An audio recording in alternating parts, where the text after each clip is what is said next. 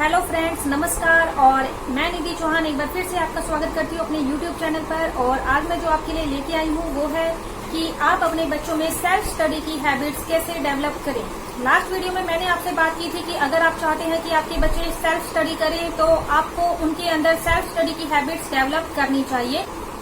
आप 3rd या 4th class से ही अपने बच्चों में सेल्फ स्टडी की हैबिट जो है वो डेवलप कर सकते हैं। और अगर आपको ये वीडियो अच्छी लगे तो वीडियो को एंड तक देखना और चैनल को सब्सक्राइब जरूर करना। सबसे पहले हम बात करेंगे सेल्फ स्टडी होता क्या है। जब बच्चा अपनी स्टडी का पूरी तरीके से ध्यान खुद ही रखता है, अपना होमवर्क भी खुद ही करता है, अपना लर्निंग का काम भी खुद ही करता है, अपना सिलेबस भी खुद ही लर्न करता है और अपनी जो भी प्रोजेक्ट्स और रिलेटेड स्टडी वर्क्स है वो खुद ही कंप्लीट करता है, तो वो सेल्फ स्टडी के अंदर आता है। तो इस तरह की हैबिट्स आप अपने बच्चों में कैसे डेवलप कर सकते हैं। बहुत सारे बच्चे खुद ही सेल्फ स्टडी करना पसंद करते हैं। वो खुद से ही सारा सिलेबस और सारा लर्निंग वर्क और होमवर्क करना पसंद करते हैं, क्योंकि उन्हें अपना होमवर्क जो है वो अप टू मार्क रखना बहुत अच्छा लगता है। लेकिन जब बच्चे छोटे होते हैं तो पेरेंट्स उनके बेस को स्ट्रांग रखने के लिए उन पर बहुत ध्यान रखते हैं, उनको लर्न कराते हैं, उनका होमवर्क कंप्लीट कराते हैं और उन्हें एक्सप्लेन करते हैं और उन्हें समझाते भी हैं। और वो सारा स्टडी से रिलेटेड काम जो है वो बच्चों को खुद ही पूरा कराते हैं। तो ऐसी कंडीशन में बच्चे जो है वो पेरेंट्स पे अक्सर डिपेंड हो जाते हैं।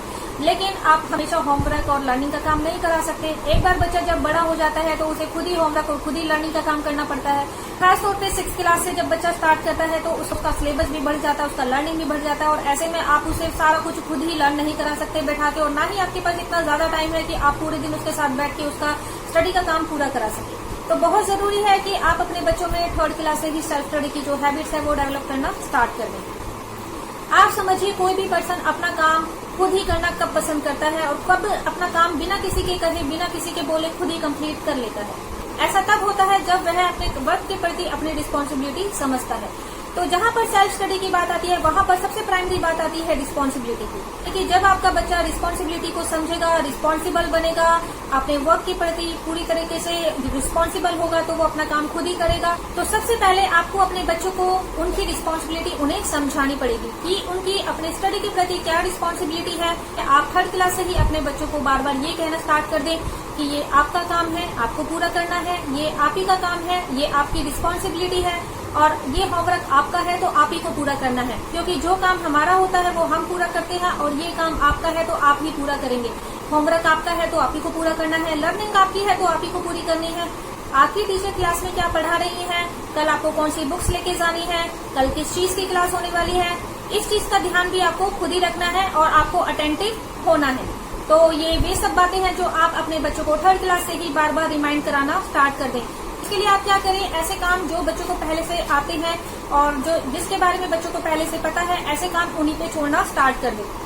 जो आपको पता है कि ये वर्क इजी है, ये बच्चों को आता है, ये इसने लास्ट क्लास में भी किया है, तो ऐसे काम आप बच्चों को उसे खुद करने दें और उन्हें बोलिए कि ये तो आपको आता है और आप खुद ही करके दिखाइए, मैं बाद में चेक करूंगी कि आपने कैसा किया, कि आपको आता है या नहीं आता है। तो जो भी काम उन्हें खुद आता है उसके लिए आप एक इजी वर्कशीट बना दीजिए। अगर आपको लगता है कि ये काम जो है इस बच्चे को बहुत अच्छे से आता है तो उसके लिए आप एक इजी वर्कशीट बना दीजिए और जो वर्कशीट है वो थोड़ी सी अट्रैक्टिव बना के रखिए ताकि बच्चों को उनमें काम करने में बहुत अच्छा लगे। शुरू में आप अपने बच्चे से वर्कशीट्स में काम कराइए और बाद में आप उनसे उनकी नोटबुक्स में काम कराना स्टार्ट करें।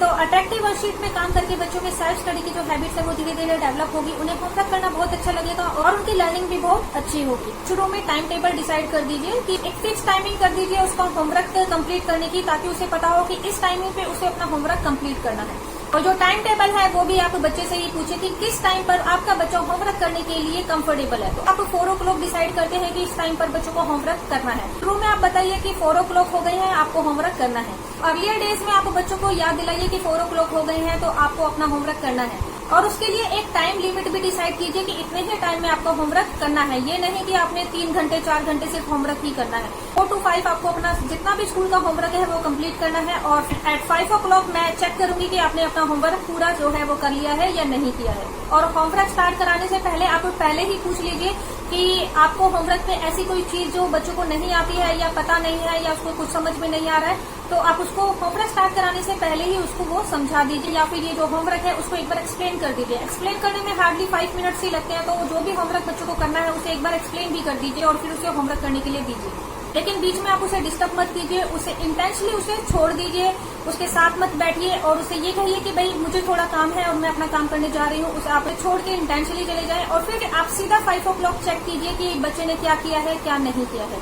शुरू में हो सकता है कि बच्चे बहुत कम होमवर्क करें या फिर आपकी एक्सपेक्टेशन के हिसाब से अपना होमवर्क सारी सब्जेक्ट्स का कंप्लीट ना करें। शुरू में आप उसे पनिश मत कीजिए और सिर्फ उसे एक रेगुलर टाइम, जैसे कि अगर आपने 4 o'clock डिसाइड किया है तो आप टाइम को जरूर फिक्स कीजिए कि अगर बच्चा होमवर्क 4 बजे कर रहा है तो वो 4 बजे ही करे। नहीं तो वो क्या करेगा कि अगर आप कभी 4 बजे करा रहे हैं, कभी आप 6 o'clock करा रहे हैं, तो कभी आप 4 o'clock करा रहे हैं, कभी 6 o'clock करा रहे हैं, तो ऐसे उसका कुछ रूटीन नहीं बन पाएगा और उसकी हैबिट्स में नहीं आ पाएगा। तो अगर आप चाहते हैं कि बच्चों में सेल्फ होमवर्क करने की हैबिट्स डेवलप हो तो एक ही टाइम फिक्स कीजिए और उसको रेगुलर कम से कम 1 month तक एक रेगुलर फिक्स टाइमिंग पे आप रखिए, ताकि बच्चों को पता हो कि ये टाइम हो गया है और मुझे होमवर्क करना है। बच्चों को वॉच देखना भी सिखाइए। अगर बच्चों को वॉच देखना नहीं आता तो बच्चों को बताइए कि 4 घड़ी में कब बजते हैं। अगर बच्चों को वॉच देखना नहीं आता है तो आप ऐसे कह के भी बता सकते हैं कि जब जो बड़ी वाली सुई है वो 12 पे आएगी और छोटी वाली सुई जो है वो 4 पे आएगी, तब आपके 4 o'clock हो जाएंगे और उस समय पे आपको अपना होमवर्क करना है।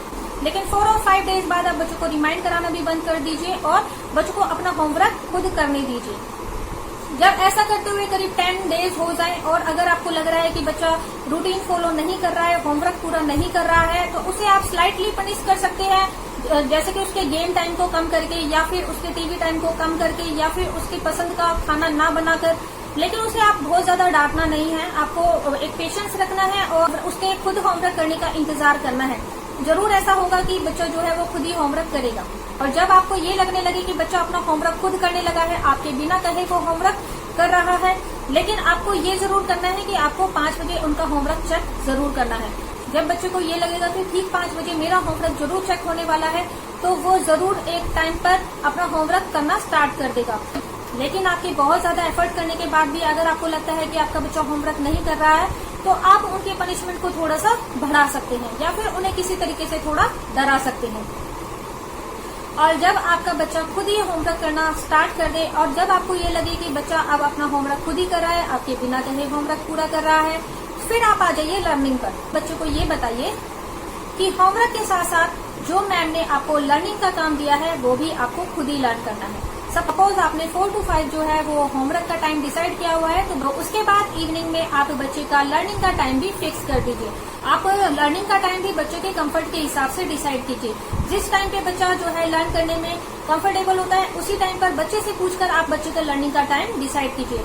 लर्निंग के लिए कम से कम 2 घंटे जरूर तय कीजिए, क्योंकि लर्निंग जो है वो इतनी जल्दी नहीं होती है और लर्निंग में आपको डिफरेंट मेथड्स भी बच्चों को बताने पड़ते हैं। तो इसलिए लर्निंग के लिए कम से कम 2 घंटे फिक्स कीजिए। आपकी डायरी में जो भी लर्निंग का काम आपकी मैडम ने रेगुलर दिया है वो आपको डेली बेसिस पे लर्न करना है, लेकिन आपको एक पर्टिकुलर फिक्स टाइमिंग जरूर रखनी है। सपोज आप बच्चों के लिए लर्निंग की जो टाइमिंग फिक्स करते हैं वो 8 to 10 करते हैं, तो मैं अर्लियर टाइम में आप बच्चों को रिमाइंड कराइए कि अब आपका लर्निंग का टाइम हो गया है। लेकिन लर्निंग कराने से पहले आप एक बार बच्चों को एक्सप्लेन जरूर कर दें। एक्सप्लेन करना बहुत जरूरी है। खासतौर पे उन्हें कुछ क्वेश्चन आंसर का जो मीनिंग है वो समझ में नहीं आता है या फिर बहुत सारी जो ऐसी स्पेलिंग्स है जिनका मीनिंग उन्हें नहीं आता है, तो एक बार आप बच्चों की लर्निंग कराने से पहले उन्हें स्पेलिंग्स लिख के दे दीजिए, मीनिंग लिख के दे दीजिए। उन्हें लर्निंग का जो भी उन्हें नहीं आता उन्हें एक्सप्लेन कर दीजिए। तो छोटे बच्चों को एक्सप्लेन करना बहुत जरूरी है। अगर आपका बच्चा बड़ा हो चुका है तो फिर एक्सप्लेन करने की जरूरत नहीं है, लेकिन अगर आपका बच्चा छोटा है तो उसे लर्निंग से पहले उसे 10 मिनट्स लगा के एक बार एक्सप्लेन कर दें और फिर एक्सप्लेन करने के बाद उन्हें समझाने के बाद और उन्हें छोड़ दीजिए, फिर उन्हें लर्न करने दीजिए। लर्निंग करने के लिए आप ये भी कंफर्म कर लीजिए कि आपका बच्चा किस मेथड से जो है लर्निंग करता है। लिख कर लर्न करता है, रिपीट करके लर्न करता है या फिर ब्रेक मेथड से लर्न करता है। तो जिस भी मेथड से आपका बच्चा लर्न करता है उसको उसी मेथड से लर्न कराने की कोशिश कीजिए। वही मेथड फॉलो कीजिए जिस मेथड से आपके बच्चे को लर्न होता है। जिस भी मेथड से आपके बच्चों को लर्न होता है वो मेथड बच्चों को पहले से ही बता दीजिए कि ये मेथड है, इस मेथड से आपको लर्न करना है। लेकिन बच्चों को लर्निंग के टाइम पे उन्हें छोड़ दीजिए। आपको बच्चों को 2 घंटे के लिए डायरेक्ट नहीं छोड़ना है, पहले आपको आधे घंटे के लिए बच्चों को छोड़ना है और बीच बीच में उसे चेक करना है। फिर आप टाइमिंग बढ़ाते जाइए, फिर 1-1 घंटे बाद और फिर उसके बाद में 1.5 घंटे बाद और फिर फाइनली आपको काफी दिनों बाद आपको 15 to 20 डेज बाद बच्चे को 2 घंटे के लिए आप छोड़ सकते हैं, जब आपको लगे कि बच्चा खुद लर्न करने लगा है। लेकिन आप इस बात का जरूर ध्यान रखिए कि आपको बच्चों को चेक जरूर करना है। छोटे बच्चों को ऐसे बिल्कुल नहीं छोड़ना है कि आपने लर्न करने के लिए छोड़ दिया है और फिर उसका आपने सुना ही नहीं और आपने ये चेक किया ही नहीं है कि भाई उसने लर्न किया भी है या नहीं, उसे लर्न हुआ है या नहीं। उसे बिल्कुल छोड़ने का जो काम है वो 5th क्लास से कीजिए स्टार्ट, और 3rd और 4th क्लास के बच्चों को आपको बिल्कुल नहीं छोड़ना है। आपको उनसे सुनना है, आपसे उनसे डिक्टेशन जरूर लेनी है, लेकिन आप उसका जो लर्निंग का टाइम है जिसमें आप उसके साथ बैठे रहते हैं उस टाइमिंग को आपको छोड़ना जरूरी है। उस टाइम अगर आप चाहते हैं कि बच्चा सेल्फ स्टडी करे तो उस टाइमिंग को आप छोड़ना स्टार्ट कर दें। 3rd नंबर पर आप बच्चों की जो डायरी है वो उन्हें खुद पढ़ना, खुद समझना, और डायरी में क्या होमवर्क मिला है वो उन्हें ये हैबिट डालिए कि वो अपनी डायरी को खुद ही रीड करें, खुद ही चेक करें कि उन्हें क्या होमवर्क मिला है, क्या लर्निंग का काम मिला है, क्या प्रोजेक्ट्स वर्क मिला है, या क्या रीडिंग का काम मिला है। तो जो भी उन्हें काम मिला है तो आप बच्चों को में ये हैबिट्स डेवलप करें कि वो अपनी डायरी जो है वो खुद चेक करें। तो उनकी टीचर जो है वो डायरीज में नहीं लिखवाती है तो आप बच्चों के अंदर ये रिस्पॉन्सिबिलिटी डेवलप करें कि और जब टीचर्स अपना उनका होमवर्क या लर्निंग वर्क या जो भी काम बताती है तो वो साथ के साथ उसी सब्जेक्ट्स का काम जो है वो याद रखें और अपने नोटबुक में नोट करें कि इस सब्जेक्ट्स का क्या काम जो है वो आज मैम ने मुझे दिया है। तो आपको अपने बच्चों को ये हैबिट्स डालनी है कि बच्चा जो है वो खुद ही अपनी जो डायरी है वो नोट करे, या डायरी ना भी करे तो उस सब्जेक्ट का जो काम है वो खुद नोट करे कि इस सब्जेक्ट्स में क्या काम मैडम ने आज दिया है, और वो नेक्स्ट डे उसको कंप्लीट करके ले जाना है। शुरू में आप उससे पूछते रहिए कि भाई इस सब्जेक्ट्स में आपको क्या काम मिला है, और जो ये काम मिला है वो क्या वो आपने कर लिया है। लेकिन धीरे धीरे वो आप उसमें डेवलप कीजिए ये हैबिट्स की वो डायरी भी खुद ही पढ़े और वो उसे चेक भी खुद ही करे और वो अपना होमवर्क भी खुद ही करे। At the end of the day आपको ये जरूर चेक करना है कि जो डायरी में काम मिला है वो क्या उसने कर लिया है, होमवर्क कर लिया है, क्या लर्निंग का काम जो मिला है वो उसने कर लिया है, या जो भी उसे काम मिला है वो उसने कर लिया है या नहीं। डायरी चेक करने में और होमवर्क चेक करने में और बच्चों की लर्निंग चेक करने में आपको हार्डली 10 to 15 मिनट्स ही लगते हैं। वो 10 to 15 मिनट्स आपको बिल्कुल भी मिस नहीं करने हैं। At the end of the day आपको जरूर चेक करना है, और अगर आपको लग रहा है कि आपके बच्चों ने होमवर्क नहीं किया है, लर्निंग नहीं की है, तो एज ए पनिशमेंट आप उसको उसी समय उसका होमवर्क और उसका लर्निंग कराने के लिए दीजिए। चाहे उसको लेट नाइट तक बैठ के अपना होमवर्क कंप्लीट करना पड़े, लेकिन आप उसको करने दीजिए। उसके लिए आप स्ट्रिक्ट रहें कि अगर बच्चे ने अपना होमवर्क या अपना लर्निंग का काम खुद नहीं किया है तो आप लेट नाइट तक बैठकर उसका होमवर्क और उसका लर्निंग का काम उसे करने दें।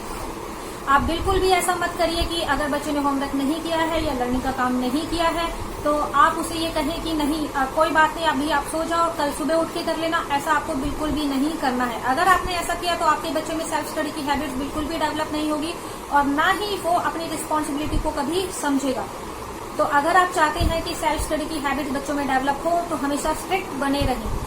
और यहाँ पर एक बात बहुत अच्छे से समझनी जरूरी है कि सेल्फ स्टडी कराना बच्चों को, इसका मतलब ये नहीं है कि आपकी रिस्पॉन्सिबिलिटी बच्चे के प्रति खत्म हो गई है। तो आपको बच्चों को जरूर चेक करना है, खास तौर पर अप टू 5th क्लास तक के बच्चों को आपको at the end of the day बिल्कुल भी मिस नहीं करना है कि बच्चों ने क्या किया है और क्या नहीं किया है। अगर आपको लगता है कि आपका बच्चा इतना ब्रिलियंट है, सब कुछ खुद ही कर लेता है, नंबर भी अच्छे लेके आता है, सब कुछ याद होता है, तो भी आप उसे जरूर सुनिए, आप उसे चेक जरूर कीजिए।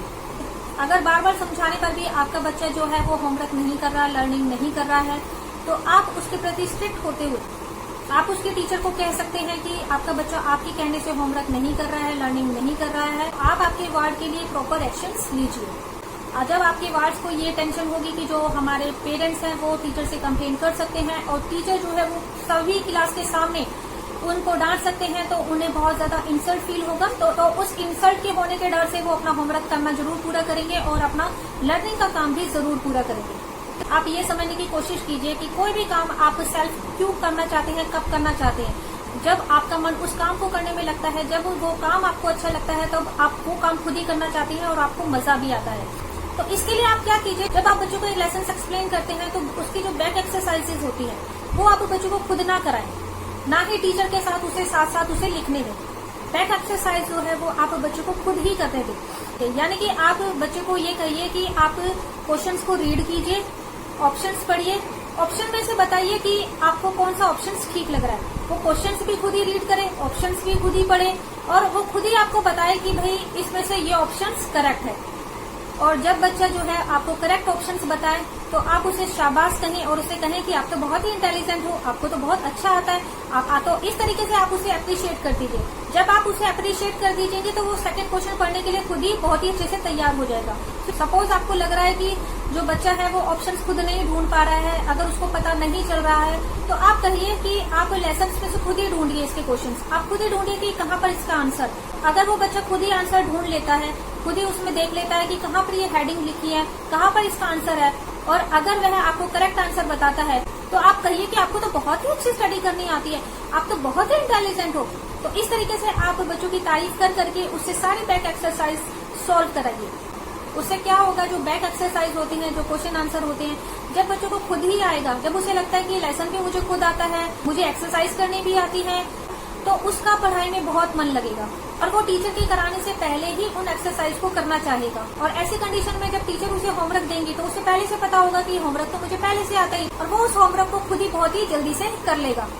तो ये बहुत ही इफेक्टिव और अच्छा मेथड है कि आप बच्चों को जो एक्सरसाइज है वो टीचर के साथ साथ लिखवाने के बजाय आप बच्चों को एक्सप्लेन करके वो एक्सरसाइज खुद ही उसे करने दीजिए। इसके बाद आप क्या कर सकते हैं, सेल्फ स्टडी की हैबिट्स को डेवलप करने के लिए आप अपने बच्चों को ये रेगुलर कहते रहिए कि अगर आपने अपना होमवर्क खुद ही पूरा किया तो आप अपने बच्चों को कहिए कि जब मैं ऑफिस से आऊंगा और अगर आपने अपना होमवर्क पहले ही कंप्लीट कर लिया और अगर आपने लर्निंग का काम, अपने डायरी का काम खुद ही कंप्लीट कर लिया, तो मैं आपके लिए आपकी पसंद की चीज लेके आऊंगा, या फिर आपकी पसंद की ड्रेस या फिर आपकी पसंद के टॉय मैं आपको दिलाऊंगा। और इस तरीके से आप अपने बच्चों को मोटिवेट और अप्रिशिएट कर सकते हैं कि अगर आपके बिना कहे बच्चे ने अपना होमवर्क और अपना लर्निंग का काम और अपना होमवर्क अगर खुद ही पूरा किया तो आप उसे कुछ स्पेशल गिफ्ट देके उसे अप्रिशिएट करेंगे।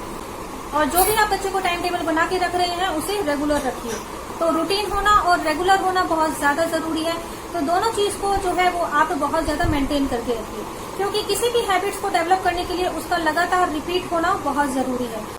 क्योंकि कोई भी हैबिट किसी भी पर्सन के अंदर तब डेवलप होती है जब वह उस काम को बार बार करता है।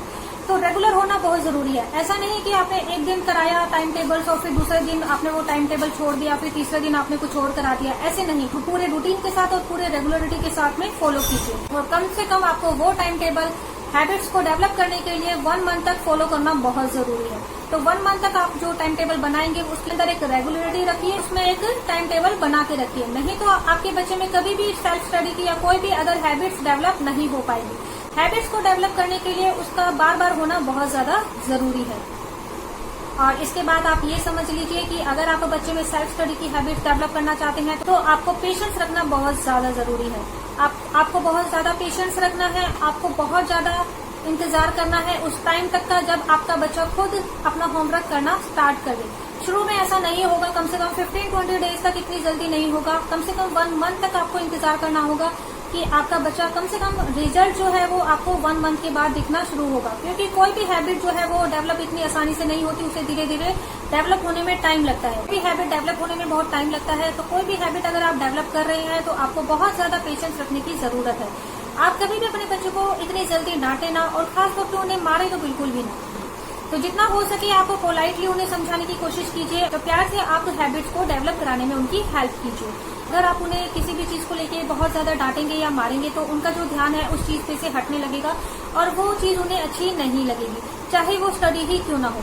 और कभी आप अपना पेशेंस लूज कर भी देते हैं और अगर आपको अपने बच्चों को डांटना पड़ता है या मारना पड़ता है, तुरंत आप बच्चों को समझाइए कि क्यों आपने उसे डांटा, क्यों आपने उसे मारा, मारने की जरूरत क्यों आ पड़ी या फिर डांटने की जरूरत क्यों आ पड़ी। अगर आपसे कभी पेशेंस आप लूज कर देते हैं और कभी आप गलती से उसे डांट भी देते हैं या मार देते हैं तो आप तुरंत बच्चे को ये जरूर समझाइए कि आपने उसे क्यों मारा और कहाँ पर उसने गलती की। अगर वो नेक्स्ट टाइम ऐसे नहीं करेगा तो उसे बहुत प्यार से आप उसे डील करेंगे। और अगर आप उसे बहुत ज्यादा प्यार करते हैं और आप चाहते हैं कि उसके अंदर कुछ अच्छी हैबिट्स हो, इसलिए आप उसे डांटते हैं, आप उसके फायदे के लिए ही उसे डांटते हैं। तो ये बात आप उसे समझाकर उन्हें बताकर के आप उनका जो विश्वास है उन जीत सकते हैं कि आप उनसे बहुत प्यार करते हैं और आप उनके फायदे के लिए ही उनसे हमेशा बात करते हैं।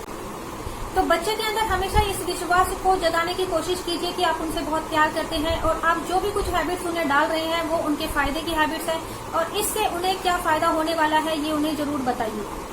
किसी भी हैबिट को डेवलप करने के लिए उसके फायदे और उसके नुकसान बताना बच्चों को बहुत जरूरी है।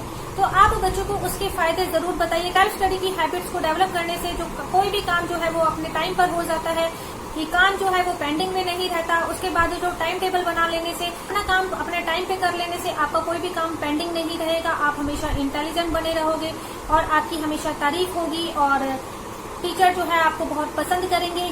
और उन्हें उनके नुकसान भी बताइए कि अगर आपका काम टाइम पर पूरा नहीं हुआ तो आप क्लास में पीछे रह जाओगे, इसके कारण आपकी इंसल्ट हो सकती है, इससे आपका जो कॉन्फिडेंस है वो भी खराब हो सकता है और बाकी सभी बच्चे जो है वो आपसे आगे निकल जाएंगे और आप पीछे रह जाओगे। बाकी बच्चे अच्छा ग्रो कर लेंगे, आप ग्रो नहीं कर पाओगे।